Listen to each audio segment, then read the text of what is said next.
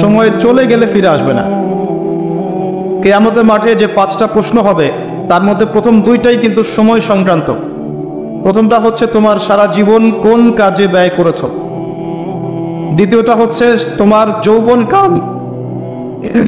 যৌবনকাল কোন পথে ব্যয় করেছ। এই দুটো সময় সংক্রান্ত প্রশ্ন। আল্লাহ পাক এই সূরার মধ্যে ওয়াল আসরি দিয়ে শুরু করেছেন, সময়ের কসম। একই সাথে আল্লাহ রাব্বুল আলামিন সময়ের কসম করে আমাদেরকে অতীতের দিকে তাকাতে বলছেন। অতীতের দিকে তাকিয়ে দেখো যে প্রত্যেক যুগে যুগে আল্লাহ পাক নবী রাসূল প্রেরণ করেছেন, আসমানি কিতাব নাজিল করেছেন। প্রত্যেক যুগে যুগে যারাই আল্লাহ এবং তার রাসূলের অবাধ্য হয়েছে আল্লাহ পাক দুনিয়াতেও ধ্বংস করেছেন, পরকালেও ধ্বংস করবেন। এই কথার কোনো ব্যত্যয় আছে? প্রমাণ নেন, নূহ আলাইহিস সালাম 950 বছর দাওয়াত দিয়েছেন, কিছু মানুষ ইসলাম কবুল করেছে, বাকিরা করেনি। যারা করে নাই আল্লাহ পাক তাদেরকে ধ্বংস করেননি। কি দিয়ে ডুবিয়ে দিয়েছিলেন? প্লাবন দিয়ে। এমনকি নূহ আলাইহিস সালামের স্ত্রী সন্তান পর্যন্ত ঈমান আনে নাই। এনেছে? আনে নাই। এখান থেকেও শিক্ষা আছে যে আমরা যারা আদর্শ পরিবার করতে চাই, এমন হতে পারে যে পরিবারের সকল সদস্য সবাই কথা শুনবে না, এমনটাও হতে পারে। এতে হতাশ হওয়ার কিছু নেই। তখন আপনাকে নিজের চিন্তা করতে হবে, আলাইকুম আনফুসাকুম, নিজের নফসের ফিকির করতে হবে। আপনি দাওয়াত দিতে দিতে ক্লান্ত হয়ে যান, যদি দাওয়াত দিতে দিতে বোঝাতে বোঝাতে ক্লান্ত হয়ে যান, তারপরেও আপনার কথা মানুষ না শোনে, আলাইকুম আনফুসাকুম, নিজের ফিকির করে। নূহ আলাইহিস সালাম যখন বললেন বাবা নৌকায় উঠে আসো, সে বলছে আমি পাহাড়ে উঠে যাব, পাহাড় আমাকে বাঁচাবে। তখন নূহ আলাইহিস সালাম বলছেন আজকে আল্লাহর আযাব থেকে কেউ বাঁচাতে পারবে না। একটা ঢেউ বাবা আর ছেলের মাঝখানে অন্তরায় হয়ে গেল। একটা ঢেউ আসলো, বাবা একদিকে ছেলে একদিকে। নূহ আলাইহিস সালাম সন্তানের জন্য আল্লাহর কাছে দোয়া করছেন, আল্লাহর কাছে ভিক্ষা চাচ্ছেন, রহমত, দয়া। ইন্নাহু মিন আহলি, আল্লাহ বলছেন লাইসা মিন আহলিক, হে আল্লাহ সে আমার পরিবারের অন্তর্ভুক্ত। আল্লাহ বলছেন সে তোমার পরিবারের কেউ না। আল্লাহর কাছে দেশ, ভাষা, রক্ত, বর্ণ, জাতীয়তাবাদ কোনো কিছুর কোনো মূল্য নাই, ইল্লা তাকওয়া, শুধু তাকওয়ার মূল্য আছে। যে ঈমান এনেছে, আকীদা পরিশুদ্ধ করেছে, আমল ঠিক করেছে, তাওহীদ শিখেছে, সুন্নতে থেকেছে, আল্লাহকে ভয় করেছে, সাধ্যমতো আল্লাহর দিনের পথে কাজ করেছে, দিন প্রতিষ্ঠার চেষ্টা করেছে, ইনশাআল্লাহ জান্নাতে চলে যাবে। আর যে হোক না কেন, একজন নবীর স্ত্রী হোক না কেন, বা কোনো নবীর আত্মীয় হোক না কেন, যত বড় মানুষ হোক না কেন, যত বড় ধনী হোক, যত সম্পদশালী হোক, যত শৌর্যবীর্য ক্ষমতার অধিকারী হোক, যত কিছু থাকুক না কেন, ঈমান না থাকলে, আমল না থাকলে, তাকওয়া না থাকলে তাকে কেউ আল্লাহর আযাব থেকে বাঁচাতে পারবে না। পারবে? এটা মৌলিক কথা। আসলে মাহফিলে অনেক কথার প্রয়োজন নাই। আমার কথা বুঝতে পারছেন? অনেক বেশি কথার প্রয়োজন নাই। অল্প কিছু কথা যদি আপনার মনে আসার করে, দিলে আসার করে, যথেষ্ট। প্রথম কথা হচ্ছে এটা, ঈমান, তাওহীদ, নেক আমল, তাকওয়া, এগুলো ছাড়া কিছুই আমাদেরকে বাঁচাতে পারবে না। এবং যার যার হিসেব তাকে তাকেই দিতে হবে। নূহ আলাইহিস সালামের ছেলে জান্নাতে যেতে পারলো না, নূহ আলাইহিস সালামের স্ত্রী হয়েও তিনি জান্নাতে যেতে পারলেন না। প্রত্যেক যুগে যুগে ইব্রাহিম আলাইহিস সালাম, তার বাবা কি ঈমান এনেছে? আরে নাই। তার বাবার পরিণতি হয়েছে তাদের মতোই। লূত আলাইহিস সালাম, তার স্ত্রী কি ঈমান এনেছে? আরে নাই। পরিণতি একই। মুহাম্মদ সাল্লাল্লাহু আলাইহি ওয়াসাল্লামের চাচারা সবাই কি ঈমান এনেছে? তার বংশের মানুষ সবাই কি ঈমান এনেছে? অনেকেই তো তার সাথে শত্রুতা করেছে, করে নাই? আবু লাহাব তার চাচা নন? আবু লাহাব ঈমান এনেছে? চাচা হয়েও সে পার পেল না। তো এই হচ্ছে মূল কথা। আল্লাহ পাক সময়ের কসম করে বোঝাতে যাচ্ছেন, অতীতকালের দিকে তাকিয়ে দেখো, প্রত্যেক যুগে যুগে যারাই আল্লাহর অবাধ্য হয়েছে, তার রাসূলের অবাধ্য হয়েছে, আল্লাহর নাজিলকৃত বিধানের আনুগত্য করে নাই, আল্লাহ পাক দুনিয়াতেও শাস্তি দিয়েছেন, পরকালেও শাস্তি দিয়েছেন। একই সুন্নাহ প্রত্যেক যুগে যুগে। আরেকটা বিষয় আমাদের বুঝে আসে, সেটা হলো ওয়াল আসরি দিয়ে আল্লাহ পাক শেষ জামানার মানুষদেরকে সতর্ক করছেন বেশি। আর শেষ জামানার মানুষেরা সবচেয়ে বড় ফিতনার মধ্যে থাকবে, সবচেয়ে বেশি বেশি ফিতনা থাকবে এই জামানার মধ্যে। ব্যক্তি জীবনে ফিতনা থাকবে, ধর্মে ফিতনা থাকবে, পরিবারে ফিতনা থাকবে, সমাজে থাকবে, বিশ্বে থাকবে, সমস্ত ক্ষেত্রে ফিতনা থাকবে, ফিতনা দিয়ে ভর্তি। কিন্তু মানুষ মনে করবে তারা খুব ভালো কাজ করছে, মানুষ মনে করবে তারা খুব ভালো ভালো আমল করছে, কিন্তু এগুলো ফিতনার মধ্যে ডুবে আছে। আপনি দেখবেন এখন তাওহীদের মধ্যে শিরক ঢুকে গেছে, সুন্নতের মধ্যে বেদাত ঢুকে গেছে, দেখবেন হালাল রিজিকের মধ্যে হারাম ঢুকে গেছে। খুব কম মানুষই এখন হালাল রিজিক খায়, খুব কম মানুষই। সবার ঘরে ঘরে এখন সুদ, সবার ঘরে ঘরে দেখবেন ঘুষের টাকা ঢুকছে, দুর্নীতির টাকা ঢুকছে, আত্মসাতের টাকা ঢুকছে। খুব কম মানুষ হালাল খায়। অনেক সময় দেখবেন আমরাও দাড়ি টুপে রেখেও অনেক সময় বোনদের সম্পত্তির অধিকার দেই না, এমন হয় না? আমরা অনেক সময় ধর্মীয় লেবাসেও দেখা গেছে আমরা টাকা পয়সা আত্মসাৎ করছি না? এরকম নিশ্চয়ই আছে। খুব কম মানুষ আছে এই পৃথিবীতে যারা হালাল রিজিক খাচ্ছে। আমরা খাস করে দোয়া করি আল্লাহ যেন আমাদের সবাইকে হালাল রিজিক খাওয়ার তৌফিক দান। প্রতিটা ক্ষেত্রে ফিতনা। আপনি সংস্কৃতিতে যান, সেখানে দেখবেন সংস্কৃতির নামে আমরা মেয়েদের সাথে কি করেছি, নারী পুরুষের ফ্রি মিক্সিং করে দিয়েছি। নারী পুরুষ বেলাল্লাপনে একসাথে চলাফেরা করছে, যেখানে আল্লাহ পাক কিছু চাইতে বলেছেন পর্দার আড়াল থেকে, তাই না? সূরা আহজাব পড়েন, সূরা নূর পড়েন। কিছু চাইলে একটা বেগানা নারী যদি কিছু চায় তাকে পর্দার আড়াল থেকে চাইতে হয়। আল্লাহ যেখানে বলছেন ওয়ালা তাকরাবু জিনা, জিনার কাছেও যেও না, সেখানে আমরা জিনাকে বানাচ্ছি কাছে আসার গল্প। কথা বুঝতে পারছেন? ফ্রি মিক্সিং একদম শুরু থেকে, স্কুল লাইফ থেকে শুরু হবে, একদম ওই যে ক্লাস 5-6 থেকে শুরু করে এসএসসি, এইচএসসি, অনার্স মাস্টার্স, প্রতিটা ক্ষেত্রে, স্কুল, তারপর কলেজ, তারপর বিশ্ববিদ্যালয়, সবখানে ফ্রি মিক্সিং। নারী পুরুষ একসাথে ক্লাস করবে, একসাথে পড়বে, একসাথে পড়বে, তারা বন্ধু। আল্লাহ পাক যে সম্পর্কটাকে হারাম করেছেন এটাকে হালাল করে আমরা শিক্ষা অর্জন করছি, জ্ঞান অর্জন করছি। প্রতিটা ক্ষেত্রে ফিতনা। এরপরেও আছে পোশাকের ফিতনা, মেয়েরা ছেলেদের পোশাক করছে। আবার কোনো কোনো ক্ষেত্রে দেখবেন ছেলেরাও মেয়েদের পোশাক করছে, প্রতিটা ক্ষেত্রে আপনি দেখবেন। এবং মেয়েরা ছেলেদের জায়গা নিয়ে নিচ্ছে সমাজে। প্রতিটা ক্ষেত্রে আপনি গিয়ে দেখেন, হোক সেটা আপনার দোকান বা শপিং মলস বা এয়ারপোর্ট বা আপনার ফিল্ম ইন্ডাস্ট্রি বা মডেলিং বা সংস্কৃতির কোনো ক্ষেত্র বা ব্যাংকিং সেক্টর বা corporate sector, even political sector, সব জায়গায় গিয়ে দেখবেন আপনি মেয়েরা ছেলেদের জায়গা নিয়ে নিচ্ছে। ফ্রি মিক্সিং, এটা ফ্রি মিক্সিং কারণে। এর ফলে আরও কিছু বিষয় হয়েছে। এর ফলে দেখবেন আপনি জেনা বাড়বে, পরকীয়া বাড়বে, ব্যভিচার বাড়বে, টিজিং বাড়বে, এবং কোনো কোনো ক্ষেত্রে দেখবেন পরিবারের কাঠামো ভেঙে যাবে, ধর্ষণ বাড়বে। এর উপরেও আছে আপনার এই যে নগ্ন ফিল্মস, এই ফিল্মসগুলো দেখার মধ্য দিয়ে এবং গোপনে গোপনে এই পাপের সংস্কৃতিতে লিপ্ত থাকার মধ্য দিয়ে মানুষ ভিতর থেকে পশু হয়ে যাচ্ছে। প্রতিটা ক্ষেত্রে, অর্থনীতি বলেন, সংস্কৃতি বলেন, আপনার পরিবারের দিকে তাকিয়ে দেখেন ফিতনায় ভর্তি, পরিপূর্ণ। পরিবারের কর্তারা এখন ইব্রাহিমের মতো নয়। পরিবারের সন্তান সন্ততি কোরআন সুন্নাহ বোঝে না, ওযুর ফরজ বোঝে না, নামাজ কালাম ঠিক মতো পড়ে না। পরিবারের মেয়েরা দেখবেন পড়তে করে না, পরিবারের তালিম নাই, হৃদ্যতা ভালোবাসা নাই, ইল্লা মাশাআল্লাহ। এর বাইরে আল্লাহর কিছু বান্দা আছেন, তাদের কথা ভিন্ন। ম্যাক্সিমাম পরিবারের অবস্থা, পরিবারের উপার্জনের ঠিক নাই, কোন পথে টাকা ঢুকছে পরিবারে ঠিক নাই, ঢুকলেই হলো, হালাল হোক আর হারাম হোক, এই হচ্ছে আমাদের টার্গেট।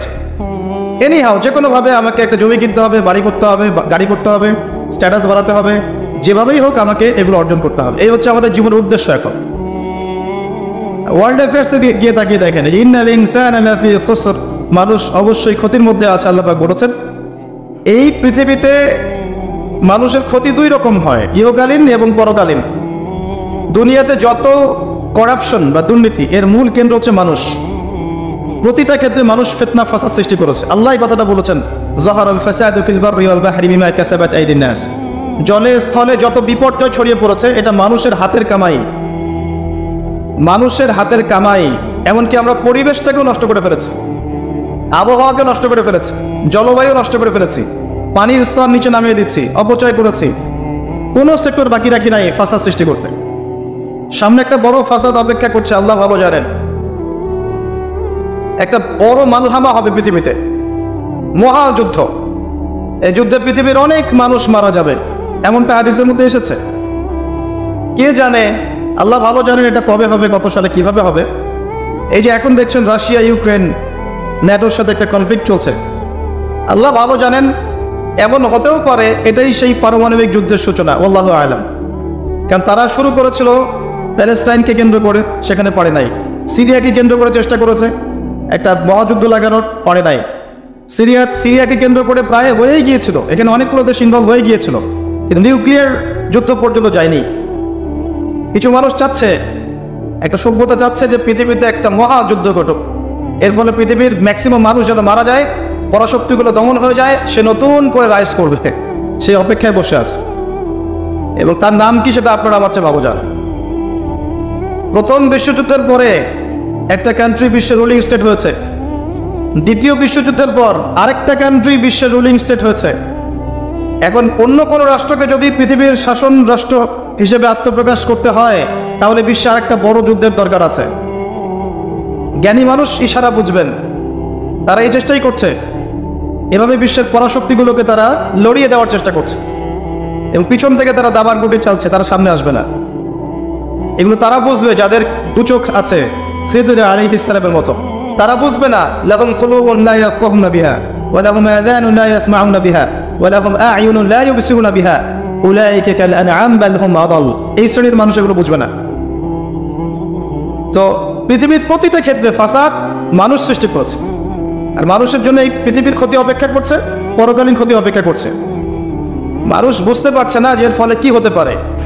মেডিসিন বন্ধ হয়ে যেতে পারে, পরিবেশের মধ্যে অক্সিজেনের লেভেল কমে যাবে, ফ্রেশ বাতাস পাবে না মানুষ, ফ্রেশ খাবার পাবে না, ইকোনমি পড়ে যাবে, তেলের দাম বেড়ে যাবে, প্রেশিয়াস জিনিস পাবেন না, নিত্য প্রয়োজনীয় জিনিসের দাম বেড়ে যাবে। একটা ব্যাটল অনেক কিছু নষ্ট করে ফেলে, একটা যুদ্ধ বিশ্বের প্ল্যাটফর্ম চেঞ্জ করে ফেলতে পারে। আর যদি সেটা কোনো নিউক্লিয়ার যুদ্ধ হয় তাহলে তো কথাই নাই, যেখানে বোম একটা পড়বে শেষ, ম্যাসাকার। আর এখনকার নিউক্লিয়ার ওয়েপেন্সগুলো ওই জাপানের হিরোশিমা নাগাসাকির মতো নয়, এখনকারগুলো আরো অনেক শক্তিশালী। একটা বোমা একটা রাষ্ট্রকে উড়িয়ে দেওয়ার জন্য যথেষ্ট, মানুষ কঙ্কাল ছাই হয়ে যাবে, কিচ্ছু করতে পারবে না। আর যেসব রাষ্ট্রের এই ক্ষেপণাস্ত্র প্রতিরক্ষা ব্যবস্থা নাই, তাদের অবস্থা তো আরো অবস্থা খারাপ। কথা বুঝতে পারছেন না? ক্ষেপণাস্ত্র প্রতিরক্ষা ব্যবস্থা থাকে, কেউ যদি মিসাইল ছোড়ে সেটাকে আকাশেই ধ্বংস করা যায়। সেই প্রতিরক্ষা ব্যবস্থা যাদের নাই, তাদের কি অবস্থা হবে চিন্তা করতে পারে। এই মালহামায় মুসলিমরাও জড়িয়ে যাবে, কারণ বিশ্ব এখন একটা, যেটা আমরা বলি যে গ্রামের মতো, ভিলেজ, একটা ওয়ার্ল্ড ভিলেজ, বিশ্ব একটা গ্রামের মতো হয়ে গেছে এখন। একদিকে ঢিল পড়লে আরেকদিকে প্রভাব পড়বে, তাই পুরো বিশ্ব একটা পরিবারের মতো হয়ে গেছে। একদিকে সমস্যা সৃষ্টি হলে সমস্ত বিষয়ের দিকে ইফেক্ট হবে, প্রত্যেকটা রাষ্ট্র ইফেক্টেড হবে। তো কেউই আমরা ক্ষতি থেকে মুক্ত নই, না দুনিয়ার ক্ষতি না পরকালে। আর পরকালের ক্ষতি তো আপনারা আমার চেয়ে ভালো জানেন, মানুষের জন্য অপেক্ষা করছে পরকালের সওয়াল জবাব, কবরের আযাব, মিজান, ফুলসিরাত, জান্নাত, জাহান্নাম। ইন্নাল ইনসানা লাফি খুসর। তারপরেও মনে হয় আমাদের চালচলন দেখলে যে ক্ষতি আমাদেরকে স্পর্শ করবে না। আমাদের ব্যাপারটা একটা এমন যে আরে অন্যদিকে কি হয় হোক, আমি তো ভালো আছি। যখন সবকিছু নষ্ট হয়ে যায় তখন নিজেও ভালো থাকা যায় না, থাকা যায়? যখন সবকিছু নষ্ট হয়ে যায় তখন নিজেও আর ভালো থাকা যায় না। তো আমাদের ভাগ্যেও ক্ষতি অপেক্ষা করছে, এটা সময়ের ব্যাপার মাত্র। এখনো যদি আমরা সচেতন না হই, নিজেদের ফিউচারের চিন্তা না করি, নিজেদের আমল, আকীদা, পরিবার, রিজিক এগুলোকে না গুছিয়ে নেই, তাহলে সমস্যা আছে।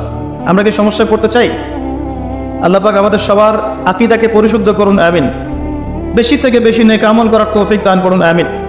আমাদের পরিবারগুলোকে আল্লাহ পাক জান্নাতি পরিবার রূপে কবুল করে নিন, আমিন। সবাইকে আল্লাহ পাক হালাল রিজিকের ব্যবস্থা করে দিন, দ্বীন ইসলামকে প্রতিষ্ঠা করার তৌফিক আল্লাহ পাক আমাদেরকে দান করেন। এবার আসেন, আল্লাহ চারটা কাজের কথা বলেছেন এই সূরার মধ্যে। ইন্নাল্লাযীনা আমানু ওয়া আমিলুস সলিহাত ওয়া তাওয়াসাউ বিল হক ওয়া তাওয়াসাউ বিস সবর। এই চারটা কাজ যে মুমিনরা করতে পারবে, মুসলিমরা করতে পারবে, আল্লাহ পাক তাদেরকে ফিতনা থেকে বাঁচিয়ে রাখবেন ইনশাআল্লাহ তাআলা। এক নম্বর কাজ ঈমান। ঈমানের পিলার কয়টা? কয়টা? তিনটা? ছয়টা? কয়টা? ইসলামের পিলার পাঁচটা, ঈমানের পিলার কয়টা? ছয়টা। আল্লাহর প্রতি বিশ্বাস এক নম্বর, ফেরেশতাগণের প্রতি বিশ্বাস দুই নম্বর, তিন নম্বর আসমানি কিতাব সমূহে বিশ্বাস, চার নম্বর নবী রসুলগণে বিশ্বাস, পাঁচ নম্বর পরকালে বিশ্বাস, ওয়াল ইয়াউমিল আখির, পরকালে বিশ্বাস, আর ছয় নম্বর হচ্ছে তাকদীর বা ভাগ্যের ভালো মন্দের প্রতি বিশ্বাস। এগুলোকে তিনটা কাজ করতে হয়, মনে বিশ্বাস করতে হয়, মুখে স্বীকৃতি প্রদান করতে হয়, এবং কাজে বাস্তবায়ন করতে হয়। কেউ যদি খালি বলে, মুখে বলে লা ইলাহা ইল্লাল্লাহ, কাজ নাই, চলবে? এই তিনটা হচ্ছে আমাদের ইমানকে টিকিয়ে রাখার মূল মন্ত্র। মনে বিশ্বাস, মৌখিক স্বীকৃতি এবং কাজে বাস্তবায়ন। আল্লাহ পাক আমাদের সবাইকে এটা করার তৌফিক দান করুন। এই ঈমান আনার পরে আমলে সালেহ করতে হয়। আমলে সালেহ কি জিনিস? সহজ কথায় বলছি, কোরআন এবং সুন্নায়, কোরআন এবং হাদিসে আল্লাহ এবং তার রাসূল সাল্লাল্লাহু আলাইহি ওয়াসাল্লাম যতগুলো কাজ করতে বলেছেন সেগুলো করা হচ্ছে আমলে সালেহ। এবং কোরআন এবং সুন্নায় আল্লাহ এবং তার রাসূল যত বিষয় থেকে নিষেধ করেছেন সেগুলো থেকে দূরে থাকাও হচ্ছে আমলে সালেহ। কথা কি বোঝা যায়? যেমন আল্লাহ পাক সালাত আদায় করতে বলেছেন 5 ওয়াক্ত, আদায় করি তো আমরা?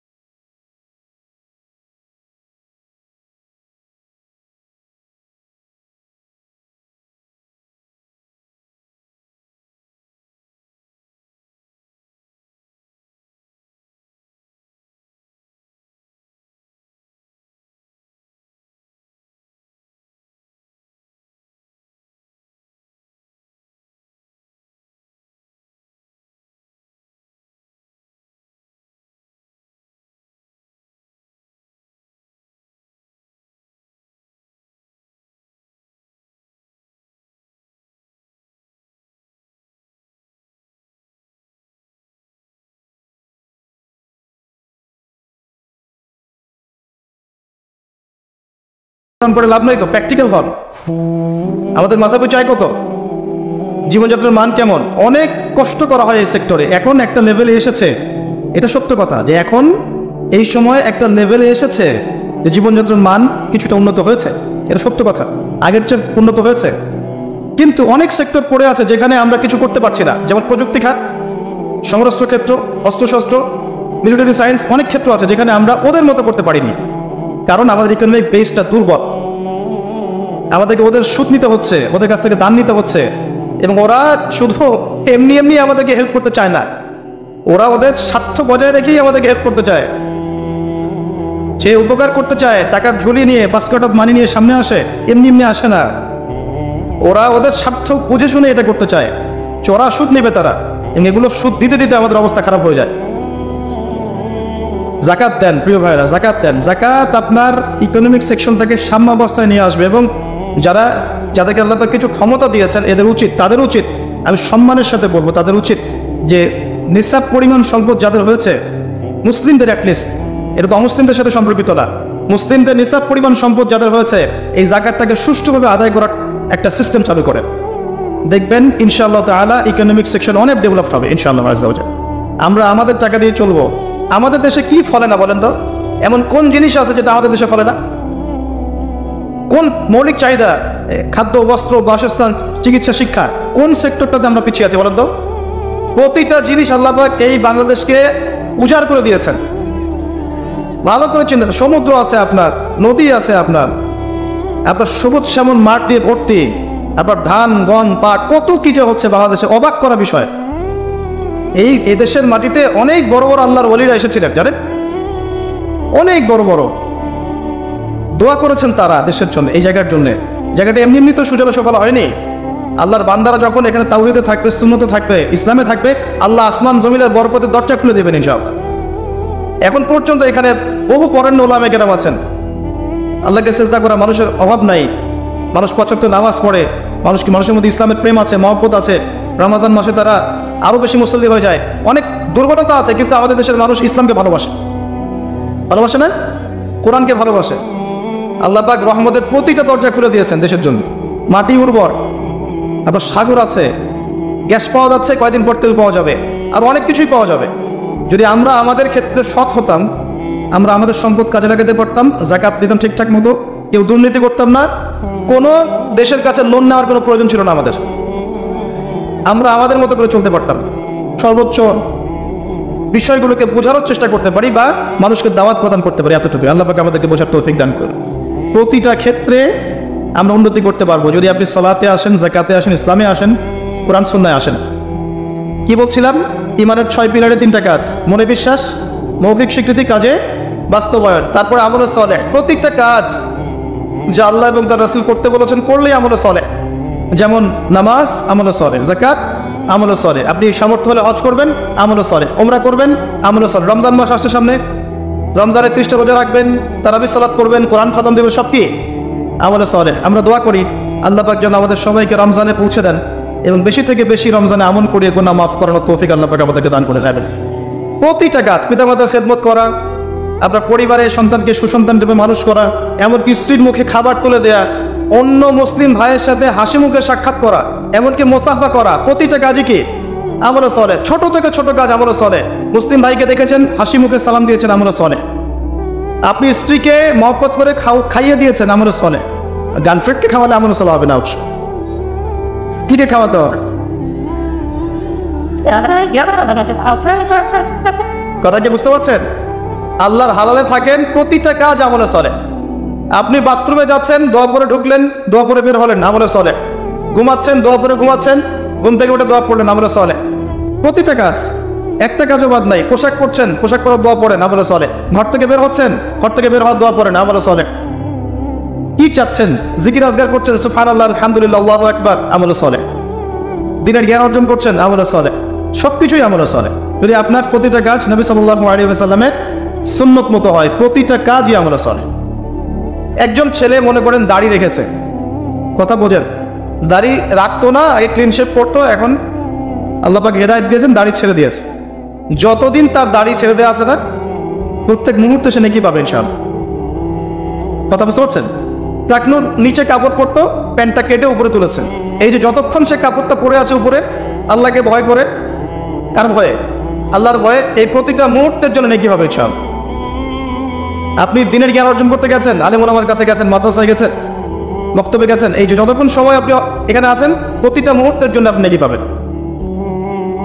বিয়ে করেছেন আপনি চরিত্রের হেফাজত করার জন্য, এই যে আপনি পরিবার চালানোর জন্য। ইতিমধ্যে একটা আমি অ্যানাউন্সমেন্ট দিয়ে নিই, সেটা হচ্ছে প্যান্ডেলের মধ্য থেকে ইতিমধ্যে অনেকগুলো মোবাইল হারিয়ে গেছে। তো সবাই দয়া করে সতর্ক থাকেন, নিজ নিজ মোবাইল নিজের কাছে রাখেন। এবারটাও মনে আমলে সালেহ নিয়াতে আসছে।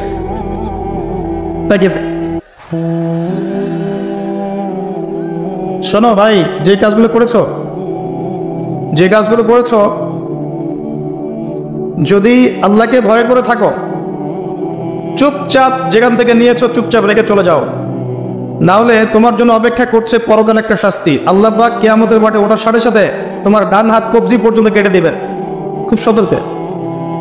আর এই যে এই কথাটা আল্লাহ পাক আমার মুখ দিয়ে বের করালেন, তোমার কানে কিন্তু পৌঁছেছে, তুমি দাওয়াত পেয়েছো, সতর্ক আমি করেছি।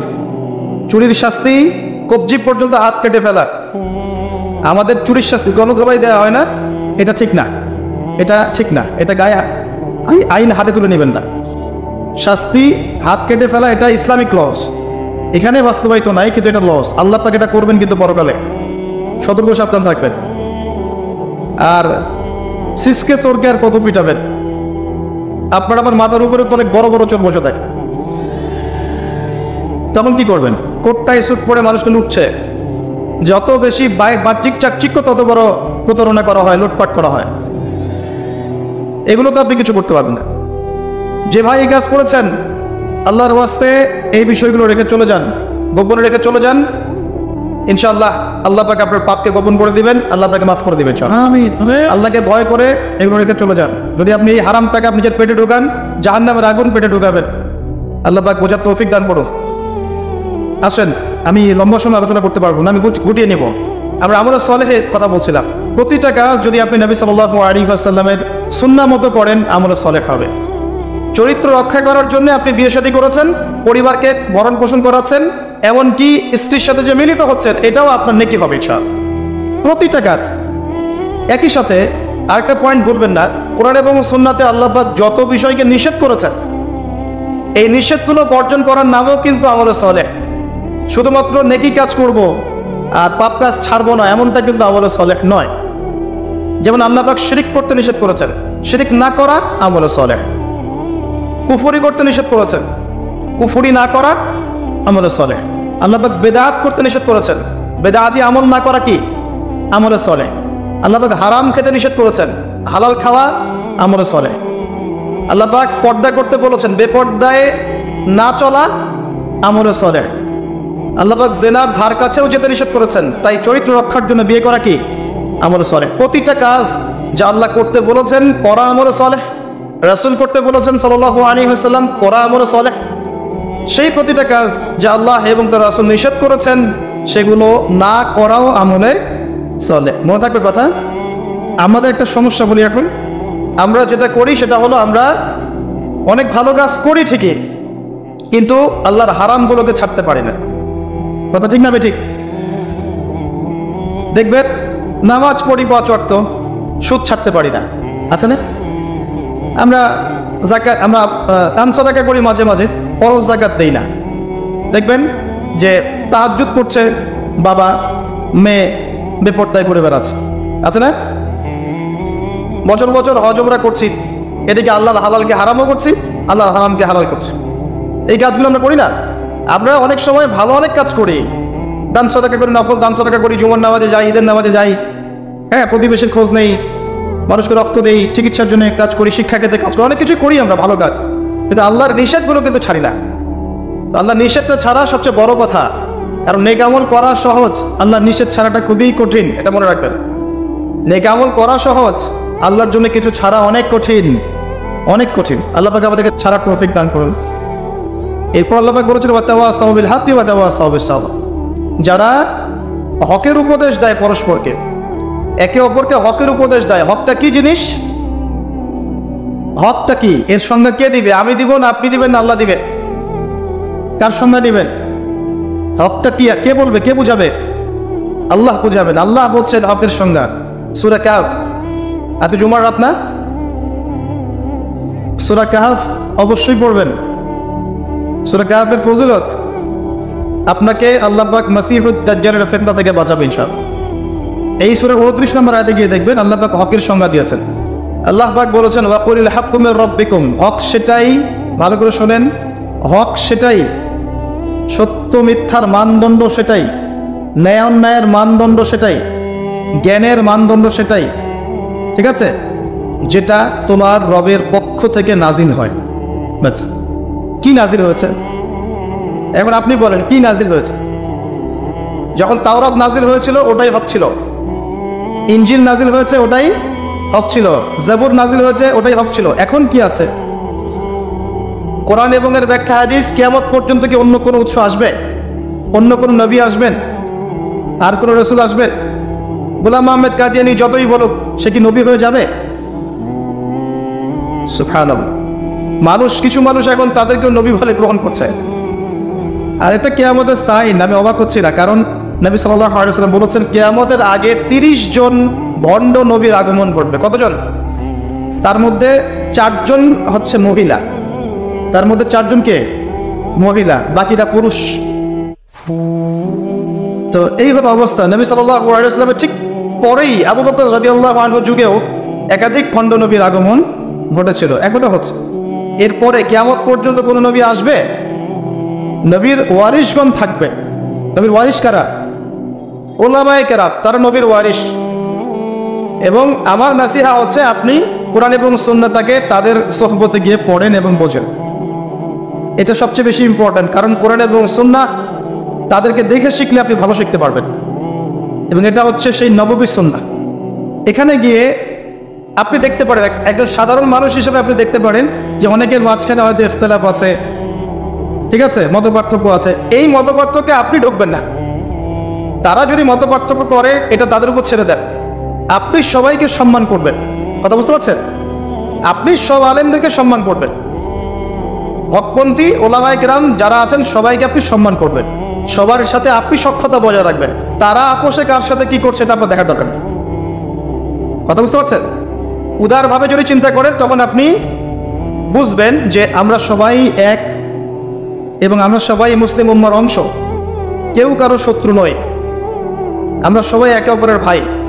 যদি কেউ আপনাকে ভাই মনে না করে, আপনি তাকে ভাই মনে করেন, ইনশাআল্লাহ ঐক্য হয়ে যাবে। আল্লাহ পাক তৌফিক দান করুন বোঝার। আরেকটা মূলনীতি আছে যা আমি চেষ্টা করি মেনে চলার, যে প্রত্যেকের মাঝে আপনি কিছু ভালো জিনিস পাবেন।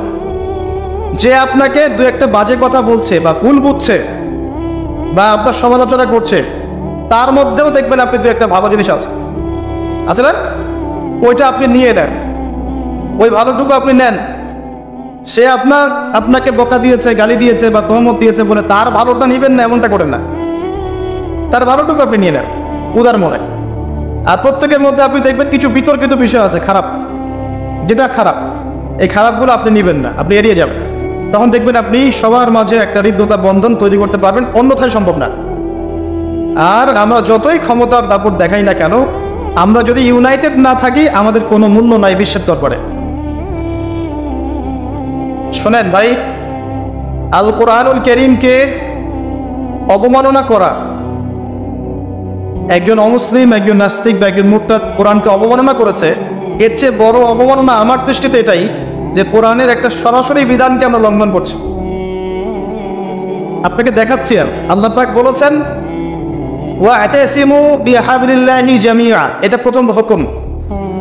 তোমরা আল্লাহর রজ্জুটা শক্ত করে ধরো, ওয়া'তাসিমু, শক্ত করে ধরো, জামিআন, ঐক্যবদ্ধভাবে। এভাবে হাতের আঙ্গুলগুলোর মধ্যে কোনো ফাঁক নাই, সেভাবে সূরা সফ করে দেখবেন, কান্নাহুম বুনিয়ানুম মারসুস, এভাবে আল্লাহ পাক ধরতে বলেছেন, এভাবে। এটা প্রথম হুকুম। তারপরেই আবার বলেছেন ওয়ালা তাফাররাকু, এরকম হয়ে যেও না। দুটো কথা, ধরো আর বিভক্ত হয়েও না। আমরা ধরিও নাই, বিভক্ত হয়েছে। এখন আপনি বলেন যে কোরআনুল কারীমকে একজন নাস্তিক, একজন মুরতাদকে অবমাননা করেছে, ও তো জানেই না যে কোরআন কি জিনিস। এটা বড় বিষয় না আমি জেনে বুঝে এই যে আয়াতগুলো মানছি না, এটা বড় বিষয়। কার দিকে চোখ তুলবেন আপনি? কার দিকে আঙ্গুল তুলবেন? নিজের দিকে আঙ্গুল তোলেন আগে নিজেদের আখের গোছান। আমি আল্লামা তাকি উসমানী হাফিজাহুল্লাহ একটা বই থেকে একটা আয়াত স্মরণ করাই। একটা আয়াতকে নিয়ে তিনি একটা বই লিখে ফেলেছেন যে ইয়া আইয়ুহাল্লাযীনা আমানু আলাইকুম আনফুসাকুম লা ইয়াদুররুকুম মান দাল্লা ইন ইহতাদাইতুম ইলাল্লাহি মারজিউকুম জামিআন ফায়ুনাব্বিউকুম বিমা কুনতুম তা'মালুন। হে মুমিনগণ, তোমরা আগে নিজেরা নিজেদের নফসকে ঠিক করো, নিজের ঘর নিজে ঠিক করো, নিজের ঘর নিজে ঠিক করো, নিজের নফস নিজে ঠিক করো। আগে নিজের দিকে আঙ্গুল তোলেন। আমাদের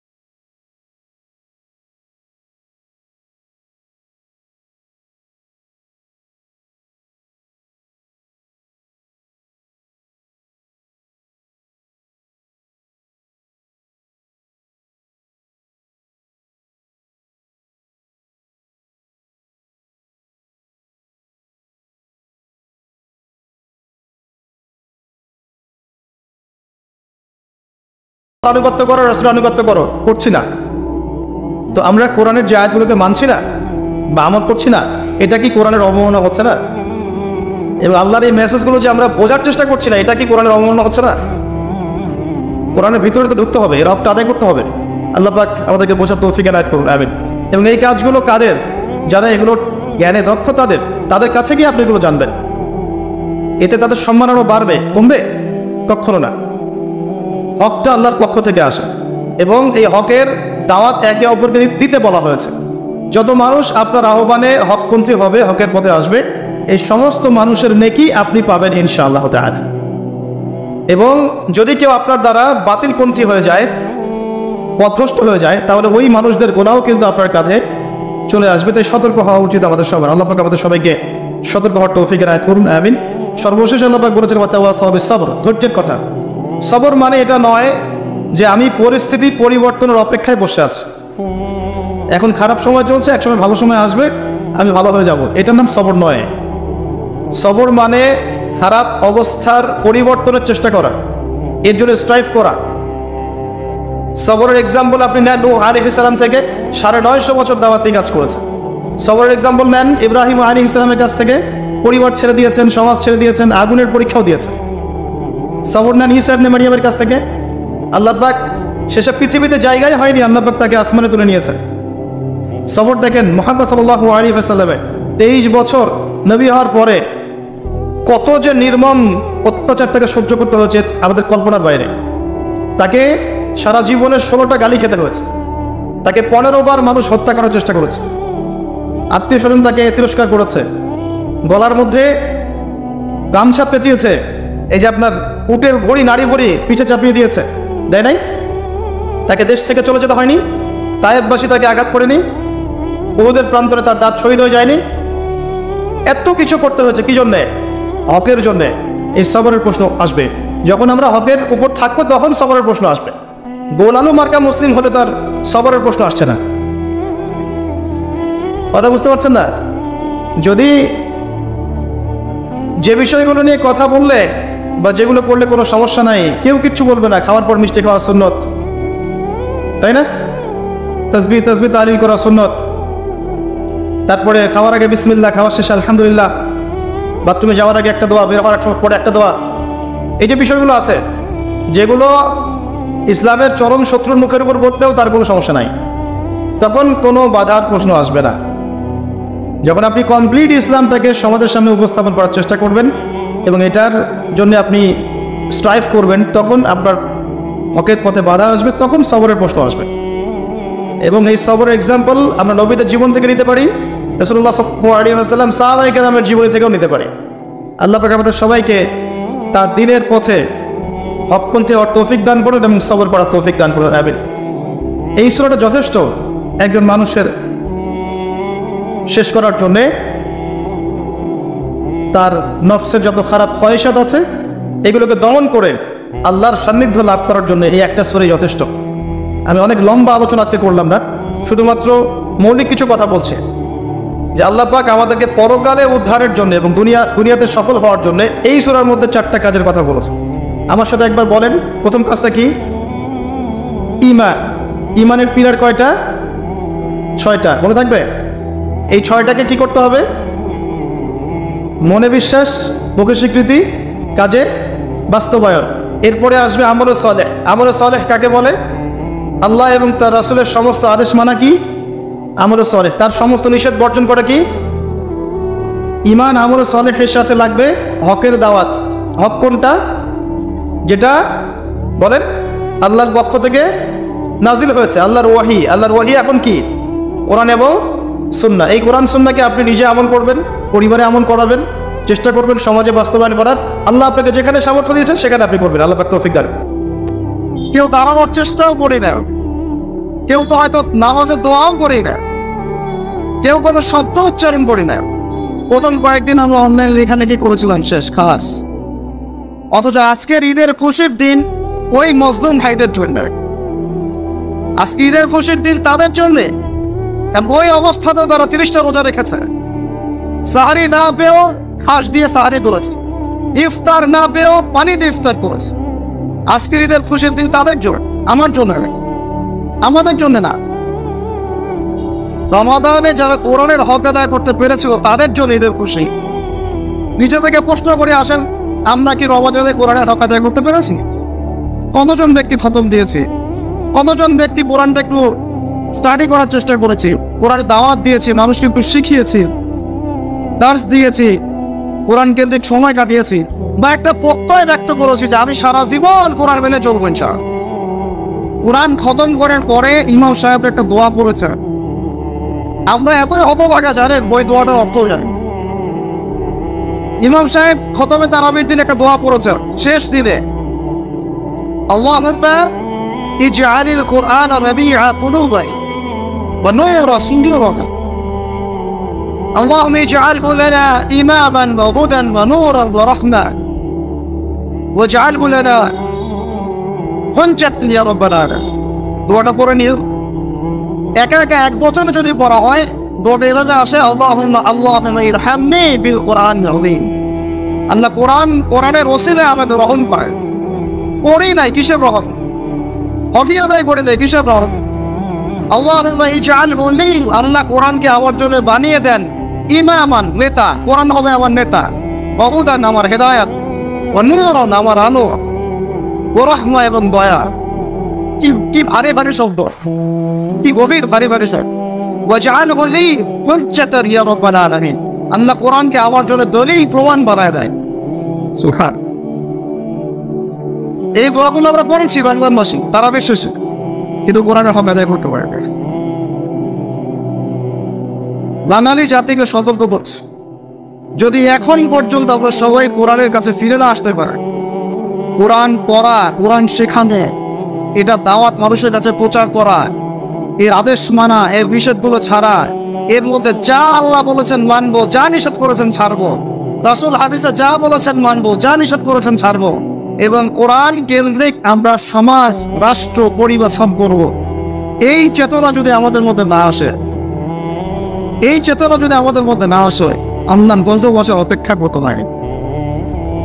আজ হোক আর কাল নয়, গাদান তাও বাদা গাদিন, আজ অথবা কাল, কাল অথবা পরশু আল্লাহ নজর চলে আসবে, আমাদের হেফাজত করে দেয়। আল্লাহ পাক আমাদের সবার কলবের মধ্যে কোরআনের প্রতি মহব্বত দান করে দেয়। আল্লাহ পাক আমাদের সবার কলবে কোরআনের প্রতি শ্রদ্ধা দান করেন, ভক্তি সম্মান দান করেন, প্রকৃত আনুগত্য দান করেন, কোরআন কেন্দ্রিক জীবন গড়ার একটা দৃঢ় চেতনা আমাদের মধ্যে দান করে দেয়। ঈদের খুশি আজকে এই ভাইদের জন্য যারা কোরআনের অবেদায় করতে পেরেছে। ঈদের খুশি তাদের জন্য যারা এই সম রাখা অবস্থায় বেশি বেশি দান সদকা করেছে, যাকাত দিয়েছে। যাকাত কয়জন যাকাত দিয়েছে এই বছর? মুসলমান নামাজ পড়ে যাকাত দেয় না, কেউ কেউ তো রোজা রাখে নামাজও পড়ে না।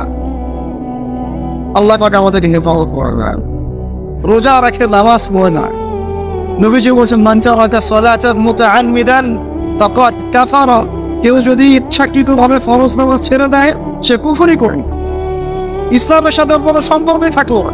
ফাকাদ বারিআত মিন যিম্মাতিল্লাহ, সে আল্লাহর জিম্মাদারি থেকে মুক্ত হয়ে গেল। নামাজ পড়ে না মুসলমান, ছেলে পেলেরা নামাজ পড়ে না, বাসায় নামাজ বাধ্যতামূলক না, বাসায় মোবাইল ফোন বাধ্যতামূলক, বাসায় ডিশ অ্যান্টিনা বাধ্যতামূলক। আজকে নতুন যেমন সবাইকে কিনতে হবে বাধ্যতামূলক, কিন্তু নামাজ বাধ্যতামূলক না। কোন রকম নামাজ পড়েছে, অনেকে 5 ওয়াক্ত নামাজে পড়ে, 5 ওয়াক্ত নামাজটা ফরজ, এই চেতনাটা হারায় যাচ্ছে।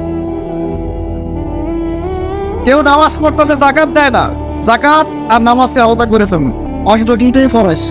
মান ফাররাকা বাইনা সালাতি ওয়া যাকাত, আবু বকর রাদিয়াল্লাহু আনহু বলছিলেন মান ফাররাকা বাইনা সালাতি ওয়া যাকাত, যে ব্যক্তি সালাত এবং যাকাতের মধ্যে পার্থক্য করবে আমি তার বিরুদ্ধে যুদ্ধ করব। এবং তিনি করেছিলেন, এটা রাষ্ট্র ক্ষমতার মালিক, তিনি করেছেন।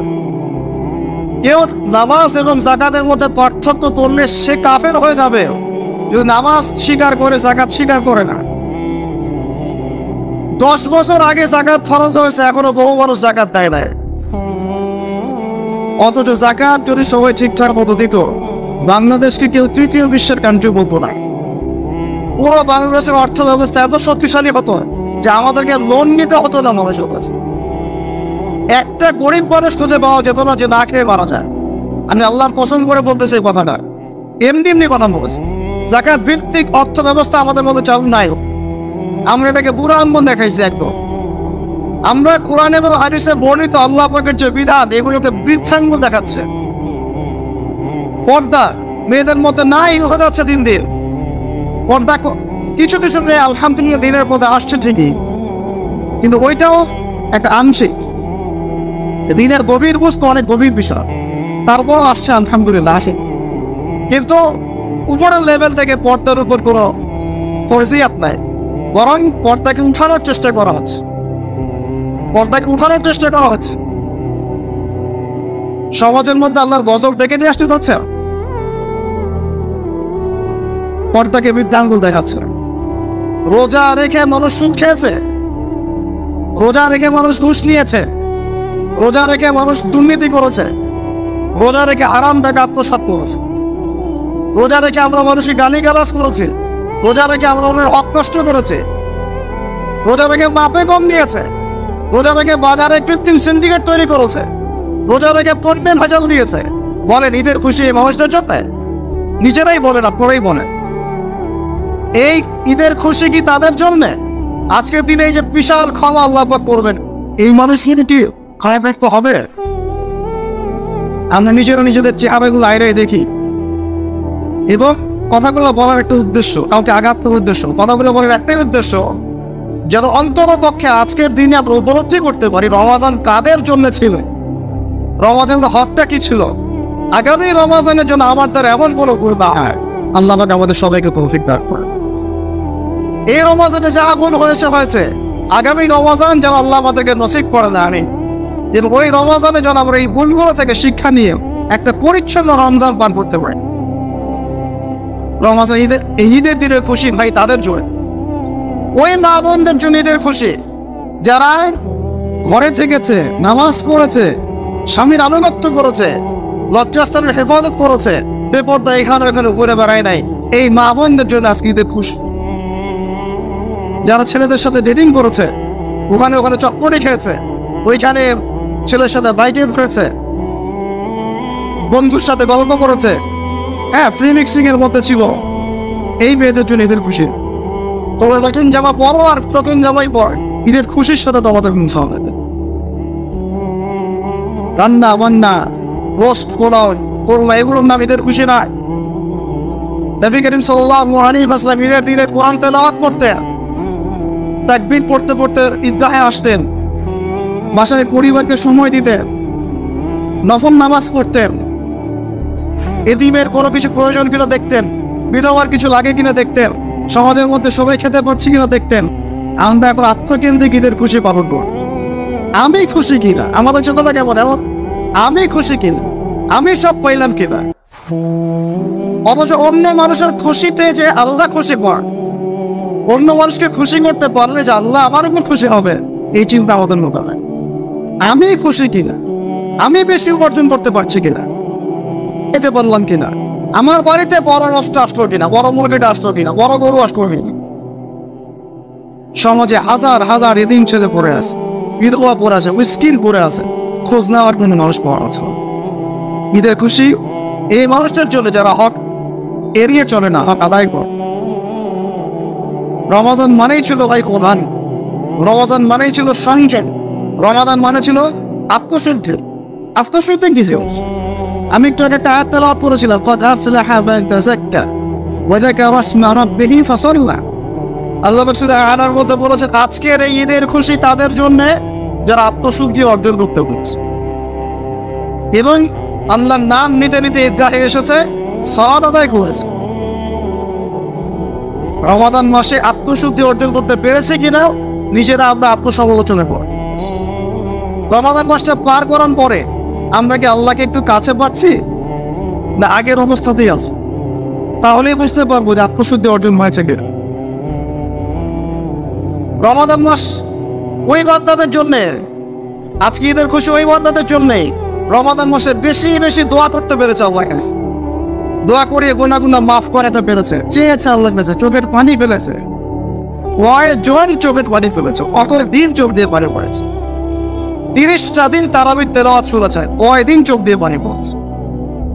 30টা দিন আমরা রাতের বেলা উঠেছি তাহাজ্জুদে, কয়জনের চোখ দিয়ে পানি পড়েছে।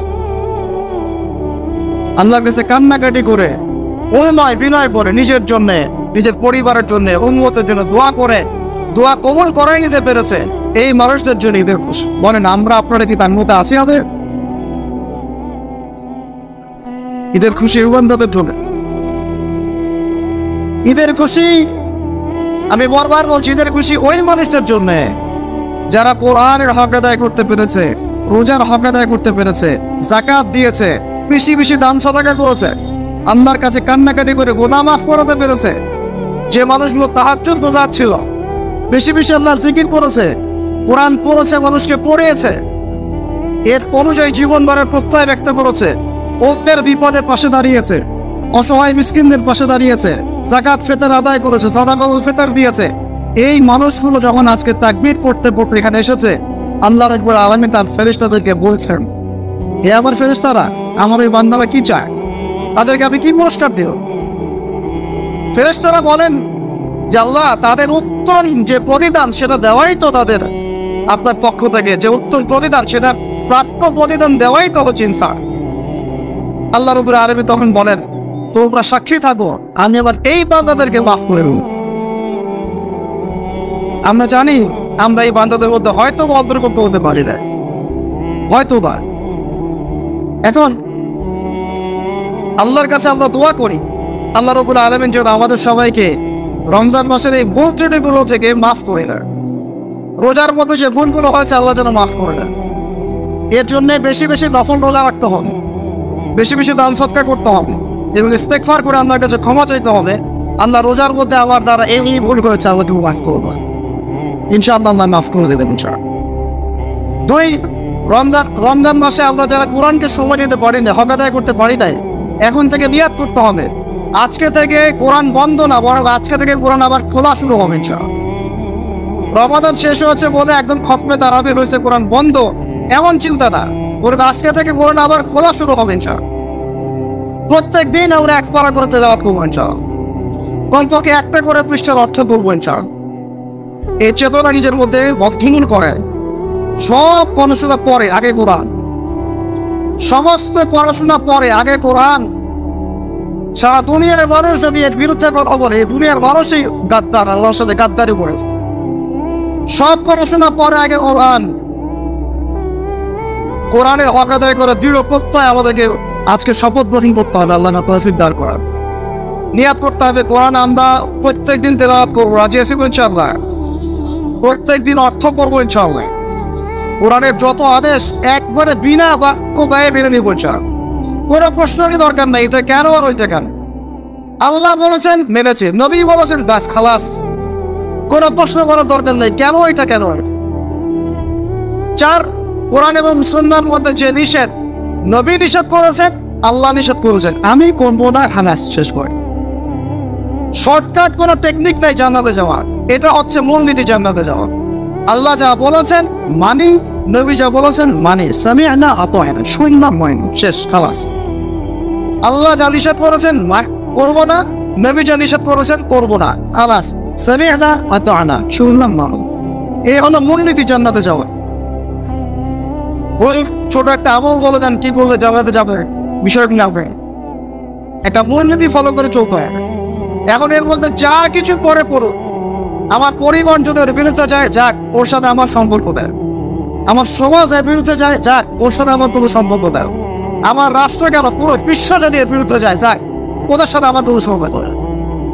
আমার সম্পর্ক কোরআনের সাথে, সুন্নতের সাথে, আল্লাহর সাথে, রাসূলের সাথে, শেষ, খালাস। কেউ আমার সাথে থাকলে থাকবে, না থাকলে হয়। এই চেতনা নিয়ে যদি আমরা চলতে পারি, ইনশাআল্লাহ আল্লাহ আমাকে রহমত নেমে আসবে।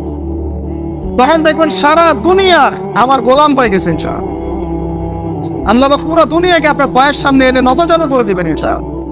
আর যদি এগুলোকে আপনি দুনিয়ার স্বার্থে এড়ায় যান, না দুনিয়া তো অন্যদিকে চলে, আমাকে অন্যদিকে চলতে হবে, আল্লাহ পাক এই দুনিয়ার নেশা আপনাকে ডোবায় রাখবেন, ওই দুনিয়া আপনাকে ধ্বংস করে দিবেন। দেখেন, আজকে থেকে আমরা নিয়াত করবো যে আজকে থেকে কোরআন বন্ধ না, বরং কোরআন খোলা শুরু হবে। আজকে থেকে আমরা দান সদকা আরো বাড়াই দেবো ইনশাআল্লাহ। আমরা রমজানে যে শিক্ষাটা শিখেছি সারা বছর ধরে রাখবো ইনশাআল্লাহ। এটা একদিনের জন্য না, এক মাসের জন্য না, পুরো জিন্দেগির জন্য আমাদের নিয়াত থাকবে রমজানে যা শিখেছি পুরো জীবনে এটাকে ধরে রাখবো ইনশাআল্লাহ। আল্লাহ পাক তৌফিক দান করে দেন। শয়তান ছাড়া পেয়ে গেছে, শয়তান এখন উন্মুক্ত। যদিও বা রমজান মাসে শয়তানের অনুসারীরা উন্মুক্ত ছিল, বড় শয়তান বাধা ছিল, তাদের কি হয়েছে? মানুষ শয়তান আর ছোট শয়তান সবখানেই ছিল। এখন বড় শয়তানও মুক্ত, সে আবার আমাদেরকে আল্লাহর পথ থেকে বিচ্যুত করার চেষ্টা করবে। আমরা তাকওয়া অর্জন করেছিলাম, সংযমে হয়েছিলাম, সে আমাদের তাকওয়া নষ্ট করার চেষ্টা করবে, আমাদের সংযম নষ্ট করার চেষ্টা করবে। আমরা নামাজে কিন্তু মনোযোগী হয়েছিলাম, কিছুটা হলেও সে আমাদের নামাজ থেকে এখন দূরে সরানোর চেষ্টা করবে। আজকের দিনেই সে ওয়াসওয়াসা দিবে, জোহরের নামাজে দেওয়ার জন্য তার আমরণ কোনো দরকার নেই।